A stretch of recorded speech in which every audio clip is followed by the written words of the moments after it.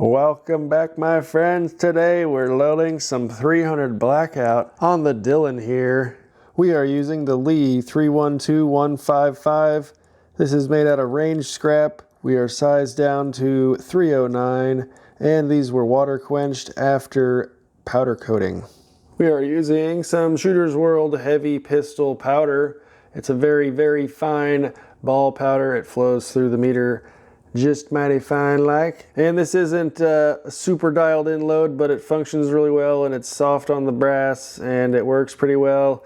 And I'm just going blasting with some friends at indoor range here over the weekend, so we need some blasting ammo here. Our brass has been converted from various head stamps, mostly Lake City, probably 90+% of it, and it's all ready to go once fired as 223 and then formed into Blackout for me to fire here the first time. We are using the Finalizing small rifle primers. I have used a couple thousand so far, and they all go bang, so no complaints. I don't get what all the hate's for, but more for me, suckers. And there's a few of our completed rounds so far. We have an overall length of 1.995, and we have a medium-ish taper crimp on there. I am using my Lee Universal Expander up here on stage 1 of the Dylan. That way we can open up the mouth just a little bit for our cast bullets to fit in. That's because on stage 2 with our powder drop, I have the Armanov 300 Blackout insert powder funnel there, so it does not bellow out your mouth. Thus, we need to expand it on stage 1 there.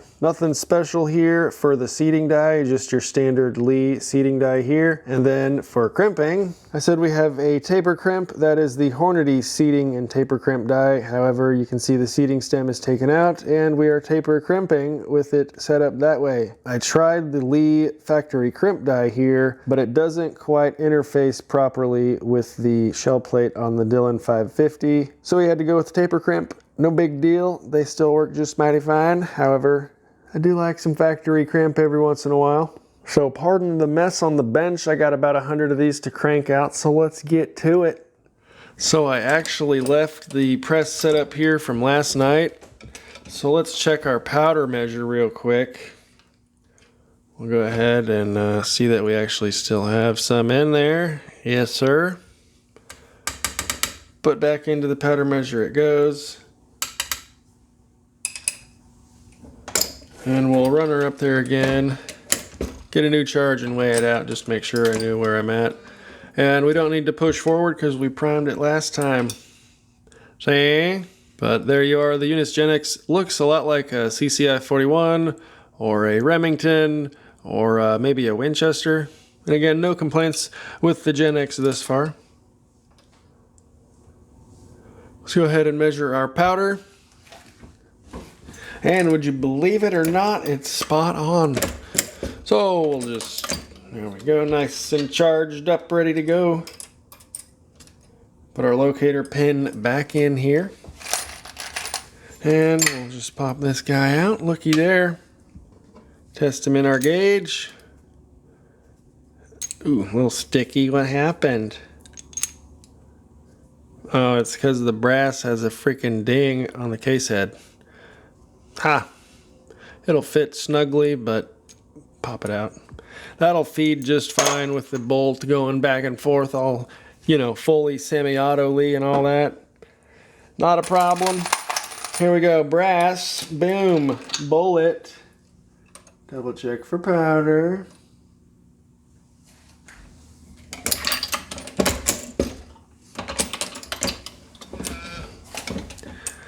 Oh yeah.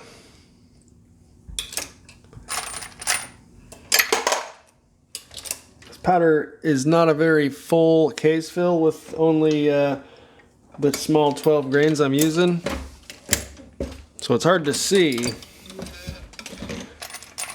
and double check as we turn, but we're good to go.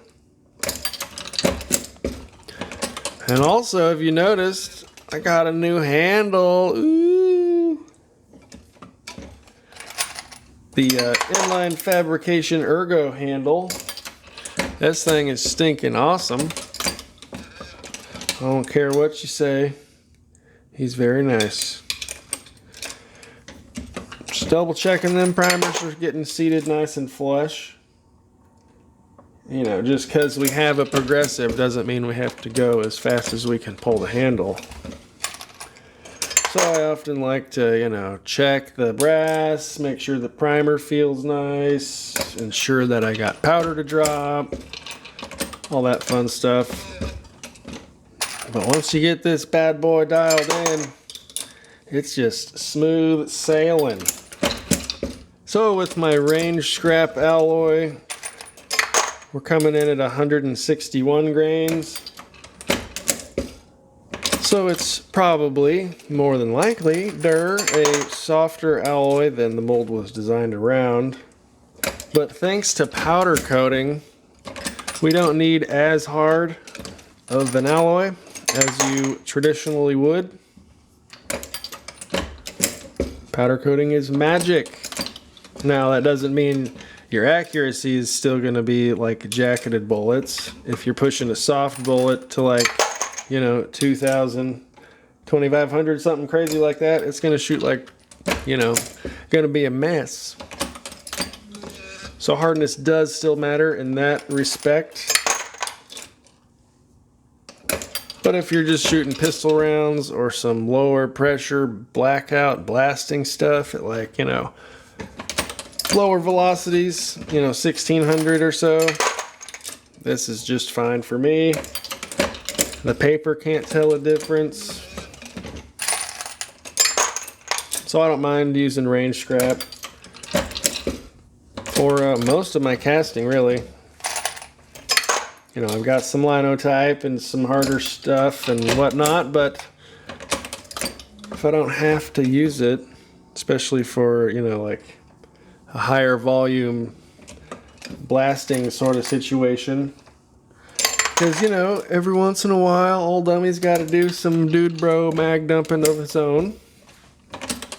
You know historically I have talked down about some dude bro mag dumping, but every once in a while, you gotta just, you know, pull a few off.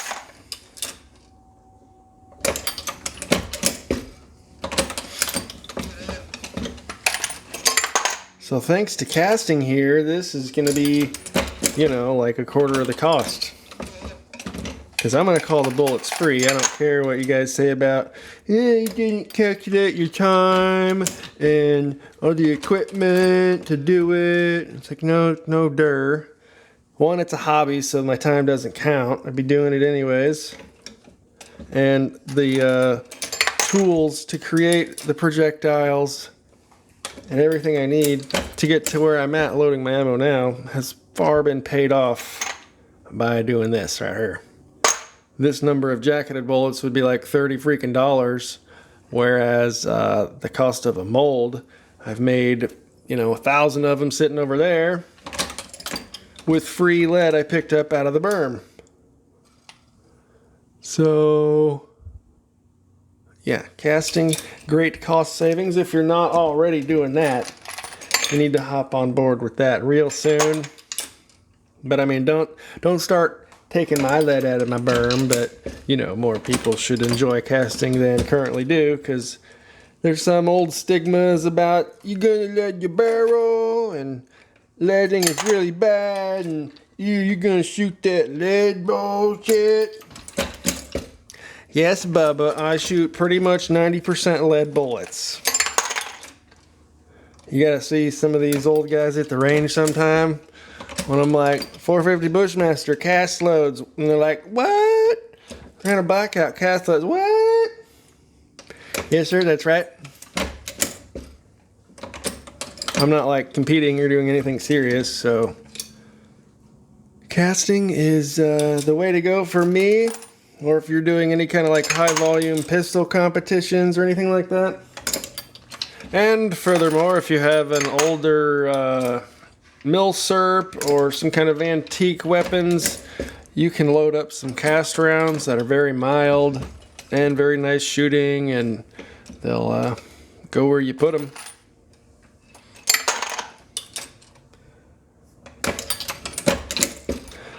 I don't personally have any milsurp rifles, but I know a couple of you guys have just about everything across the board, And if not for casting and reloading, you know, that would probably be not the case. I don't want to speak for anyone else, but if I couldn't get ammo for half my stuff, I probably wouldn't buy that gun. But you can pretty much buy any gun you want if you can load for it. And furthermore, if you can cast for it. Last one. Found him. I don't know if I said yet, but this ergo handle is just a dandy. It's just a dandy.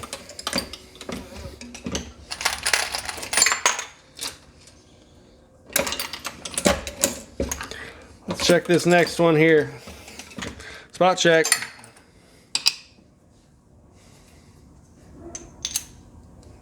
Yep.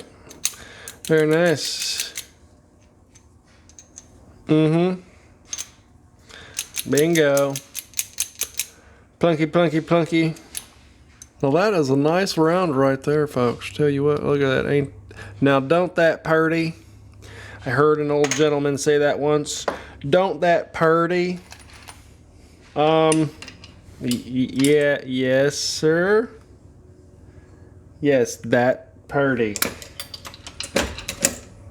No, he said it like a verb, though. Like, don't that purdy? I don't know, man. How does one purdy? But yeah, this bullet here, this piece of ammunition, it's purdy. But like I said, once you get in a rhythm, you can just bust these bad boys out like it's nothing. This handle actually makes it a lot easier. I didn't think it would be this big of an upgrade, but dang, it's ergonomic. I wonder why they would call it such a thing. Ooh, yeah, we probably got 40 more rounds to go here. I feel like I'm not pushing forward enough to prime, but it happens way before I think, so it's already done before I feel like I need to start pushing. That's pretty neat. How do you guys feel about your ergo handles?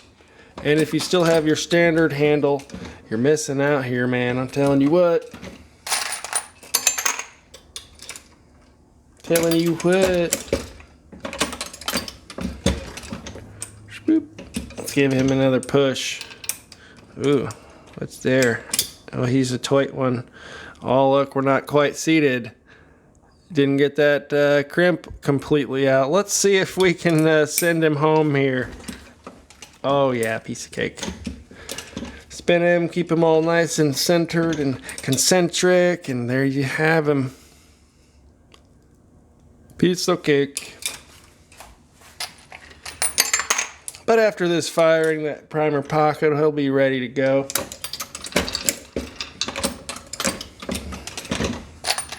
And that one just felt like a dang old hot dog down a hallway, you know? But that one was nice and average primer pocket. I don't know what word I'm trying to use because apparently words are hard right now. The amount of force required to prime felt just fine. There we go. That one felt a little tough though. By the time I said what I had to say it, I was like 6 cases ahead. Okay. There we go. Yeah, people think if you're priming on a press, you don't get a lot of feel, but I can always tell when I'm not all the way down. You can feel it, and you can also feel when it's like that hot dog, man, just dang all right down, dang all tube, just whoo. You can feel it, sir, I tell you what. Like I said, that one was nice and average force required. Yes, very nice. Okay, we're gonna spot check. Spot check. Boop. Yes, sir. Yes, sir. Into the gauge. Bingo. Piece of cake right there, folks. So I don't generally gauge every single case, but you can see with a spot check, and I actually gauged the brass before loading it, so I knew the brass was good. And as long as we're all trimmed the same, we're getting crimped the same, we're getting seated the same, all that good stuff, then they should be pretty consistent all around. Oh dang, he's out there too. Hurt. I need to do better reaming here. Hurt. Hurt. There we are. I know some of you guys are like, oh my God, Danny, be careful with primer. Well, primers are detonated with a very sharp spike in pressure. A slow pulse, not so much. However, caution should still be used, but again, it's a feel thing, and I can feel her right there, man.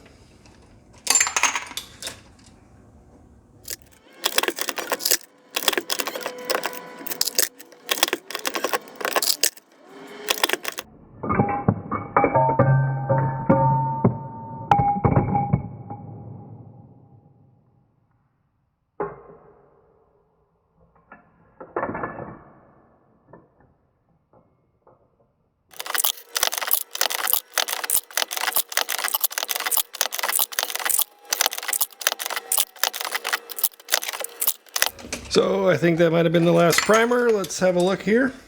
And there's one primer left still. That had to have been the last one. Give him a couple taps up top. Let's see if another one comes out, and negative. We'll pull this piece of brass out. No prime, dummy, you don't need to push forward, huh? All right, 2 more. Wow, it's so easy when there's nothing on it. Oop. Last one. And there we have it, folks. A couple of rounds of some 300 Blackout there for yins. Gonna have a good old blasting day with some buddies out at the range on a business trip, right? So if you enjoy this sort of content, make sure to like the video and subscribe to the channel if you're not already. We will see you in the next video. Thanks for hanging out. Have a good one.